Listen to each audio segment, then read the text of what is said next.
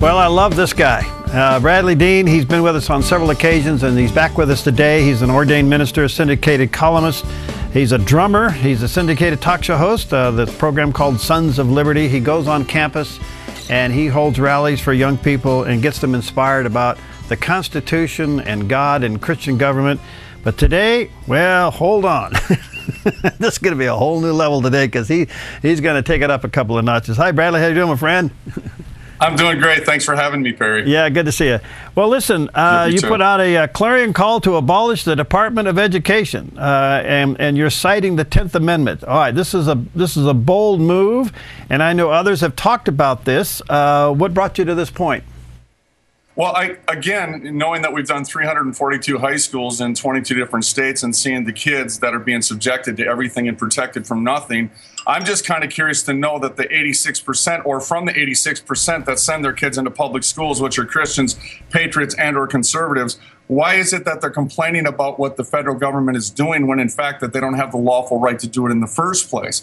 So the answer to America's dilemma concerning what's going on in public schools is the fact that we just pull them out of public schools. It's that simple. I shared with you last time, Perry, that William Bennett, Secretary of Education under Ronald Reagan, he was the guy that said, in essence, that the longer the students stay in public schools, the dumber they get. And he was exactly right, because if you see the fruit of that, you can see that over 700,000 students every year in this country that graduate high school can't even read their diplomas. So here we are. All right. Let me just say on the outset, this is obviously very controversial. And every time I take on the subject of education, boy, oh boy, do I hear it. And there are some good administrators and teachers trying to do their best, but the system doesn't allow them to do their best. Is that do you see that as a possibility? Almost every time I'm doing a high school assembly and I'm talking about No Child Left Behind, International Baccalaureate, now something called Common Core, which is nothing but confusion, right, where they're trying to level the playing field or shoot for the floor rather than the stars, I see the teachers in the back nodding along with me. And in other words, they're agreeing with what I'm saying. They're just needing someone to say it for them. And what they need to do is they need to rally around those that are willing to stand up for not only the fact that we have the law on our side, but also to be willing to go forward and to speak out to put a stop to what's going on in public schools. Folks, this is illegal doctrine. This is a UN global agenda. For example, if I talk about International Baccalaureate, that was started in 1968 as a UN global scheme. It's un-American, and if I can just kind of highlight some of the topics, Perry, they're teaching earth worship, they're teaching evolution, they're teaching socialized medicine, world government, animal rights, animals seen as brothers and sisters, redistribution of American wealth to third world nations, contraception, in other words, reproductive health, legalizing an illegal act called abortion, debt forgiveness to third world nations, adoption of the gay rights agenda, and elimination of the right to bear arms, and even setting aside massive amounts of private land where no human presence is allowed. What? That is un-American. It is unconstitutional. And as you said at the get-go from the beginning of the show here, Amendment 10, Article 10 of the Bill of Rights said the powers not delegated to the United States by the Constitution nor prohibited to the states are reserved to the states respectively or to the people. They don't have the right to break the law, so why are they in public schools in the first place? All right. I know that Ronald Reagan, this was a hot issue with him. He looked at abolishing the Department of Education. So in essence, what you're saying here, Bradlee, is that the National Department of Education really has no right dictating to the state what to do. No, absolutely not. I mean, by the way, when you look at the NEA, I mean, if you want me to go into the background of the NEA just a little bit, you don't need to go too far to see how corrupt and perverted they are. I mean, the NEA has a homosexual caucus. Now, that wasn't good enough. Now they have something called a drag queen caucus. Do I say anything else, or do I need to say anything else? Because that's how perverted. There's no base, there's no law, there's no common sense involved with the NEA here, my friends. But that is the organization that keeps a good teacher from being complete in their expression. I shouldn't say in their expression, in their desire to be good educators. It's the NEA that comes in over the top of them and squelches them. Of course, and that's where the unions come into play too. They just want to silence the majority. And let me remind you, friends, it is the majority that they are silencing through the minority. But you're exactly right. All right, now part of your presentation on campus is the Christian history of the United States. Anywhere in your findings and deliberation have you seen where our founding fathers said we should have a national Department of Education? No, but as a matter of fact, I do have something right in front of me. We used to have something called the English primer, Terry. Yeah. And it's interesting when the way they taught the kids during the Revolution and after the Revolutionary War in the United States of America, and as well as McGuffey, it's interesting that they taught the children the ABCs using Scripture. For example, in Adam's fall, we sinned all. That's teaching the children the alphabet. B is heaven defined the Bible mind. I can go all the way down the alphabet to the very end. To Z, Zacchaeus did climb the tree our Lord to see. How far we have fallen away from who we are. As a matter of fact, if I can bring up a founding forefather, his name was Benjamin Rush. He was a signer of the Declaration of Independence. And he's the guy that said the only foundation for a useful education in a republic, we are a constitutional republic, is to be laid in religion under the umbrella of the Christian faith. He said, without there can be no virtue, and without virtue there can be no liberty, and liberty is the object and life of all Republican governments. So here we are. All right. Back to the 10th Amendment. How does that provide for you the opportunity to call for the abolishment of the Department of Education? Well, you know, when you're saying that, first of all, Perry, I think when they write those headlines, because I didn't write that headline, they kind of got me in a pickle a little bit, didn't they? Yeah. But really, it's just bringing forth the experience that I have in the schools that I've done to just say, hey, folks, I'm trying to figure out the hypocrisy here. I'm saying if you want to bring an end to what's going on in federal government and what they're doing with your children in public schools, then simply pull them out of the schools. I mean, my remedy for what's going on here in the first place, Perry, as you know, is to teach kids the price paid for their freedoms, because once they understand the price paid for their freedoms, they're going to go and do their homework, and they're going to find out exactly what George Washington said and what he meant when he said religion and morality are the essential pillars of civil society. They want to know the Bible, the Word of God, and they want to know the Constitution, the Declaration of Independence, and the Bill of Rights. Do you think we could ever get back into our system, Galatians 5, where Paul was talking there, that it's meant for every man to be free, and that actually became the basis of liberty and freedom in the United States? Well, Charles D. Montesquieu, one of the three famous signers of our foundation, along with William Blackstone and along with John Locke, he was the guy that said liberty is the right to do what the law permits. And we can see what's going on in this country, that we have, well, let me say it this way, we have a president that claims it's Christianity, but we see that everything he does is contrary to what he says. He does everything the opposite as to what he says. So I'm trying to, and Jesus is the one that taught us, Perry, to judge a man by his fruit, not by what he says. Because if you remember right, Jesus said, you honor me with your lips, but your hearts are far from me. We just need to get back to the fact that we only have liberty within the confines of our constitutional republic and not outside of that. Let's go back to some of these core education terms that now are being looked at more clearly and certainly more critically. No Child Left Behind. Your take on that? Well, they're shooting for the floor. They're trying to level the playing field. Nobody's better than anybody else. Again, when I'm across the country and I'm talking about the very topic, I say in the public school system, I say it's not No Child Left Behind. It should be rightly called No Child Left Unindoctrinated.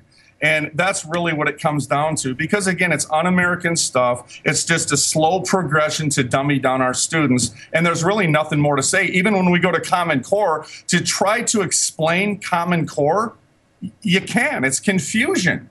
And that's exactly what it's aimed at doing, is confusing the next generation. Common Core, we're hearing more about it. And, again, it is confusing. I have no idea what it is.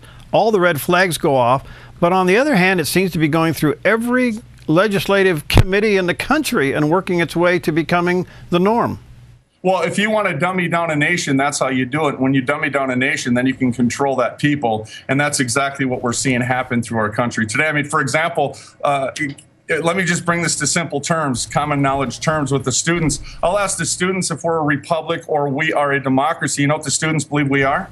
They believe that we're a democracy, when in fact we're a republic. If they would read the Constitution, Article 4, Section 4, they would clearly see that we've been given a Republican form of government. But when we begin to ask the kids to recite back the Pledge of Allegiance, which they are now attacking, by the way, friends, once they say the Pledge of Allegiance, they can see clearly that we are a republic, and they find out their own error within that. And it's interesting, again, going back to the President of the United States, we have a constitutional scholar there, Perry, and it's interesting that he's inundating the younger generation, namely the college students, with the fact that we're a democracy, when in fact we're not a democracy whatsoever. Just a simple way of explaining it. What's been the reaction to your call?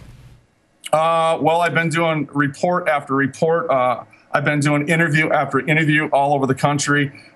People are awake. But again, I think what happens is, again, let me bring it to reality for you again. Sure. I did a high school assembly in Pensacola, Florida. There's 5 churches around this particular school. And as I'm inside of this school, these students are trying to figure out why their parents love them so much and their pastors love them so much, yet they get to see their parents how many hours out of the day and their pastors once a week, maybe twice a week. And they're trying to figure out where the love is when they're, in fact, they're the ones that are being thrown into the cesspool of indoctrination. They're just looking for someone to love them enough, Perry, to stand up and fight for them. All right, when they hear your message, and I know you've said this before, there is a tremendous reaction, because the scripture says when you know the truth, it'll set you free. And when you get done with your rallies, you see a lot of kids that are set free. What's been the residual effect of that? Well, when you look at the students, I've had responses from, as a matter of fact, one of the first high school assemblies I did 14 years ago, Centennial in Lino Lakes. It was a youth pastor's kid that came up to me, and he fought me tooth and nail. He said, "You're crossing lines between church and state. You can't do that in a public school." And mind you, once I'm done with the high school assembly, I am inundated with students. I have 25 to 50 to 75 to 100 students gathered around me because they want someone to listen to them. But this particular youth pastor just fought me. I said, "Listen, bro, let's go out to Perkins. Let's have some coffee." We sat down at Perkins. About a year and a half, 2 years later, I get an email from that young man that that fell away from God. Oh, wow. That's serving the Lord wholeheartedly. He's now a youth pastor serving God the way he's never served God before, because he said he's seen through the hypocrisy. He said when he sat down with me, Perry, he said, "It wasn't anything you said, Bradlee. It was just the presence of God." And you know what? That's good enough for me. Yeah, that's for sure. You know, Bradlee, what's so interesting about this is that these kids today have so much pressure on them, and they are coming out almost hopeless. I mean, it's epidemic. You look into their eyes and they don't live for a future. They just think, like, if I can just get through till midnight, it's been a good day. Yep, and they have teachers that are willing to help them pass through without even passing the test. You're exactly right. And Arturius said this. He said, "There's no worse death than the end of hope." And you're hitting some chords here with me, my friend. That's okay. That's fine. Yeah. 5,000 out of every 500,000 students will commit suicide. Yeah. And we see this. It's a sad day in America when we do a high school assembly and we find out that a student killed himself the week before. Boy, I'm not like this, Perry. I'm sorry. I'm just kind of breaking into the anointing. No. This is I'm just glad that you're being so transparent with this, Bradlee, because parents need to hear this. Pastors need to hear this. We're sending these kids into here. And the hard part for me is that I know there are teachers and administrators trying hard, but they just don't seem to be getting anywhere. And it's a war zone for the soul of these kids. Yeah. If I can just go back and finish my point about suicide. Suicide is a permanent solution to a temporary problem. Kids today need to understand that life is hard, it is uphill, it is not easy, and it is not downhill. You have to show them the cross. And again, let me bring it back to my natural analogy that I use in public schools across this country.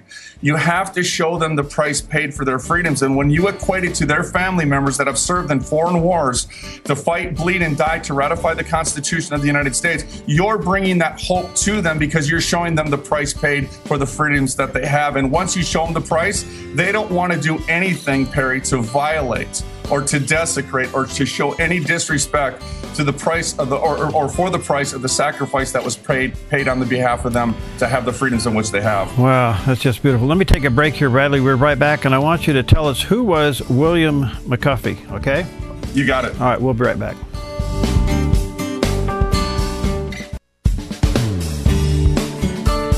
Okay, we're back with Bradlee Dean, and we're talking about well, the Department of Education and the educational system in the United States. And of course, Bradlee is on a lot of these campuses with rallies and giving the Christian history of the United States and really some history about war and the cost and the price of freedom. And our conversation today is just very, very special.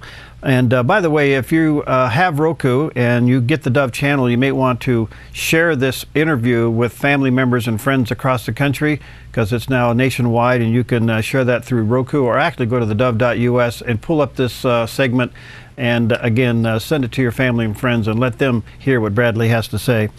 Bradlee, who was William McCuffey, and why is his life so significant in this argument? He was a schoolmaster to the nation. He was a really smart guy. I got some items and actually some doctrine that he taught our students in public schools during the foundation of our country. As a matter of fact, in his school books, the number one thing he taught children in public schools, might I add, is the character of Jesus Christ. Number two, the golden rule: do unto others as you'd have them do unto you. Number three, extract from the sermons on the Mount, Sermon on the Mount, Solomon's wise choices. Number four. Number five, the goodness of God. Number six, gospel invitation. Number seven, Christian light and hope.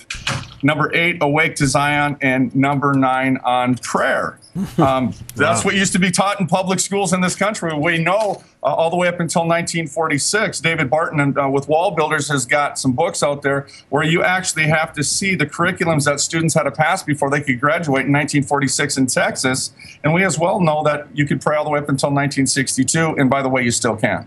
Yes.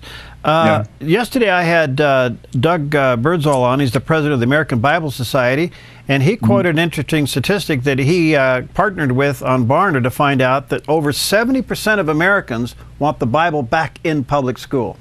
Oh, easy. I don't think there's any question about it. I mean, prevention is better than cure. And what we need to do, instead of sending our kids into the correctional facility or the judicial system to receive a Bible after they commit the crime, why don't we give it to them before they even think about committing the crime? You're exactly right. So how do we penetrate this wall? We don't seem to get anywhere with this issue. I got to go back to what I told you from the very beginning. The church's pearl, the pearl to the church in the United States, is Christ crucified. The pearl in the natural is showing the young people the price paid for their liberties. And if I can, Perry, just kind of give you a little outline as to how I take it through in public schools once again. Sure, go for it. When I do high school assemblies, what I'll do is I'll ask the students if they know the Constitution, the Bill of Rights, or the Declaration of Independence. And the students, without fail, will look at me and laugh at me. And there can be a population of up to 1,800 students, all the way down to 50 students per high school that we do. And when they start to laugh at me, I'll say to them, what's so funny? If you don't know your rights, you don't have any rights.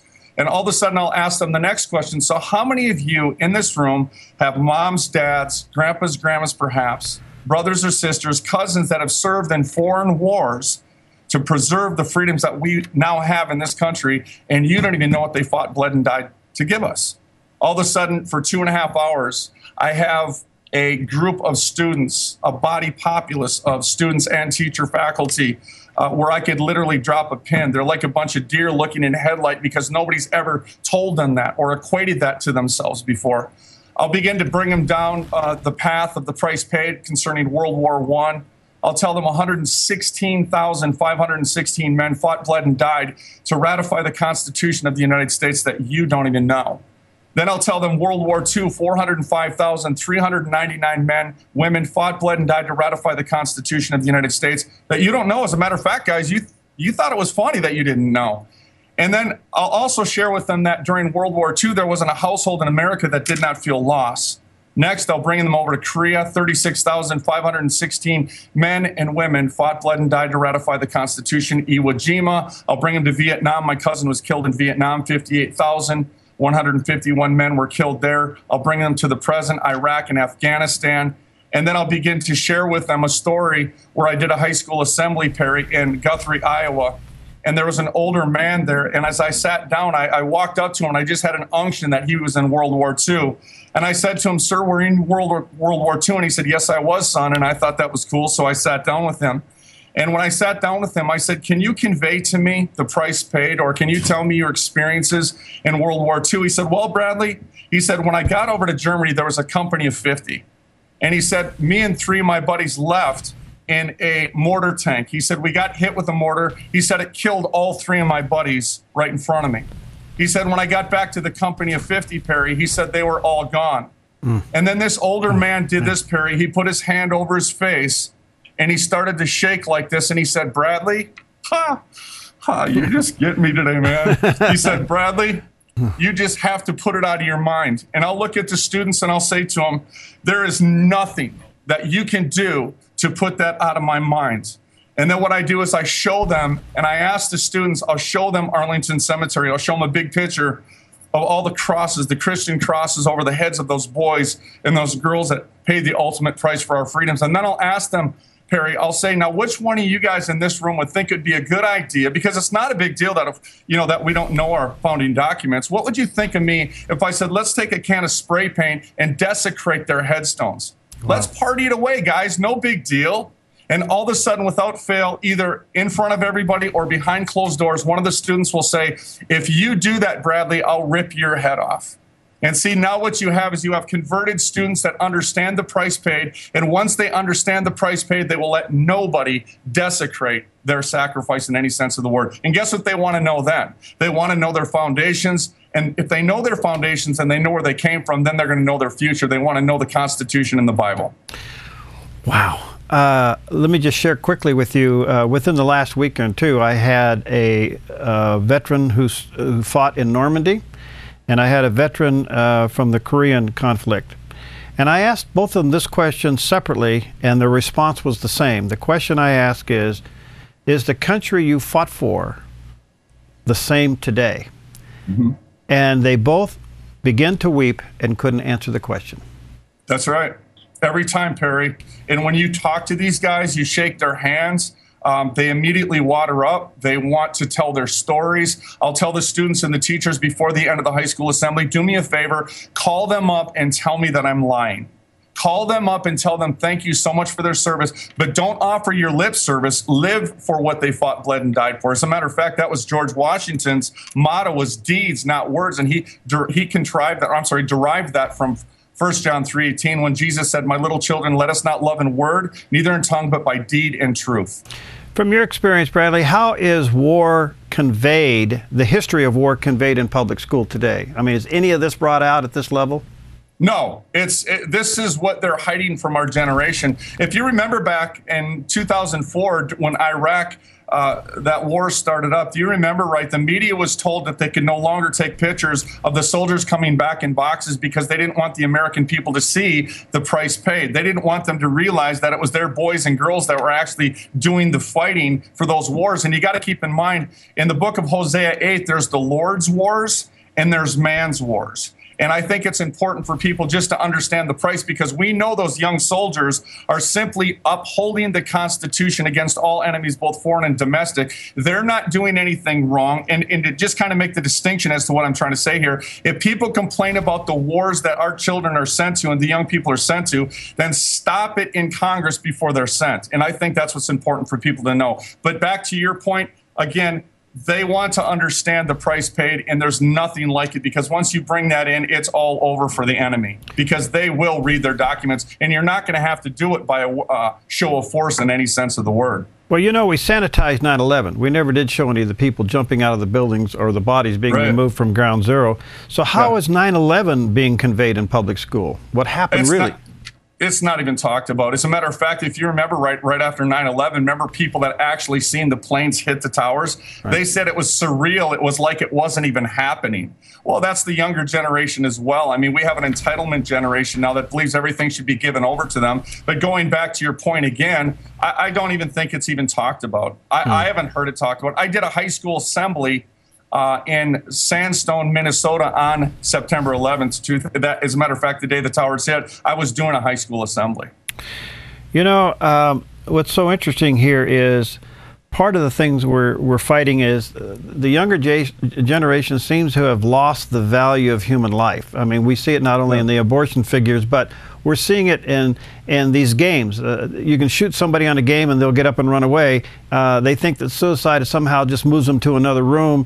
They have lost the value of human life. After they hear your presentation, then I would assume all of a sudden they hear the meaning of life for the first time. Absolutely. Students will say, AJ from Florida, I'll never forget this young kid in Florida, Clewiston, Florida, said to me, he said, Bradlee, when you were talking, it was like a light went on. And he goes, I needed that light to come on. If you'd like to see some of these referrals, it's really better for people to read what they said rather than me say it about myself, because I'm not trying to dump accolades on myself. But if you'd like to go to youcanruninternational.com, youcanruninternational.com, you can see all the referrals from students up to superintendents to principals to teachers.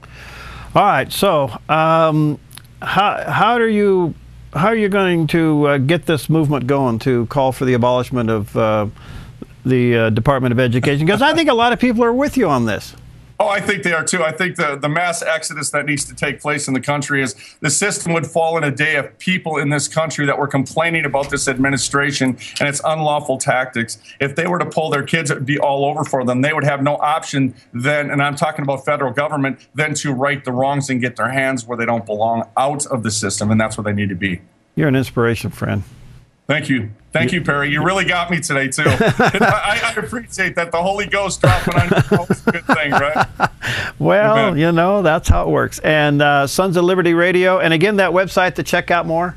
YouCanRunInternational.com. YouCanRunInternational.com. As you can see behind me, Jake actually told me, Perry, to move the camera a little bit so they can see SonsOfLibertyRadio.com, SonsOfLibertyRadio.com. We're on 6 days a week as well. All right. God bless you. Love you, my friend. Have you back soon. Thank you. Thank you, Perry. All right. All right. We'll see you next time on Focus Today.